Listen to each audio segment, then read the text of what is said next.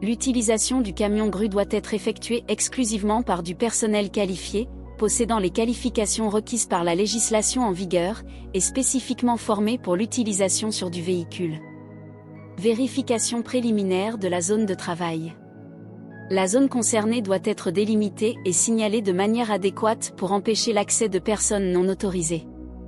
Les conditions du sol doivent être vérifiées pour garantir sa stabilité et l'absence d'interférences qui pourraient compromettre le positionnement stable du véhicule et la sécurité des opérations. Positionnement et stabilisation. Le camion-grue doit être stabilisé à l'aide de stabilisateurs appropriés, avec l'utilisation éventuelle de bases en matériaux résistants, les plaques de support, pour répartir la charge sur un terrain insuffisamment compact. Plan de levage. Chaque opération de levage doit suivre un plan détaillé, comprenant les modalités de fonctionnement, les charges maximales autorisées et l'itinéraire prévu pour les charges en hauteur. Charges et accessoires de levage. Les charges à manutentionner doivent être ancrées avec des accessoires de levage appropriés, tels que des chaînes, des sangles et des crochets, vérifiés et en bon état. Il est interdit de soulever des charges dépassant la capacité nominale du camion-grue indiquée dans le manuel technique.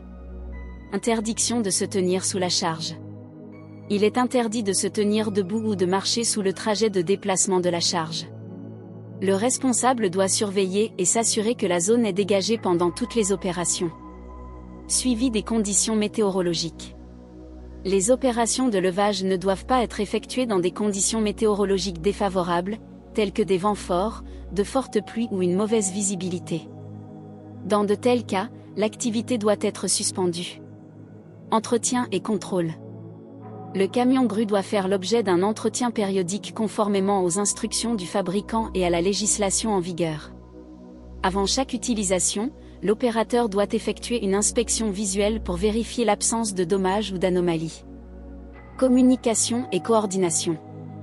Pendant les opérations, le personnel impliqué doit utiliser des signaux manuels ou des systèmes de communication, radio, talkie-walkie, pour coordonner efficacement et réduire les risques d'erreur ou d'accident. En cas d'urgence ou d'anomalie, l'activité doit être immédiatement suspendue pour évaluer les actions correctives nécessaires. Toute violation de ces dispositions sera considérée comme une infraction grave, les éventuelles sanctions et responsabilités étant à la charge de l'entreprise exécutante. La sécurité n'est pas un document, c'est un engagement. Regardez cette vidéo, regardez-la à nouveau, prenez conscience, apprenez et partagez. Votre vie et celle de vos collègues sont votre objectif ?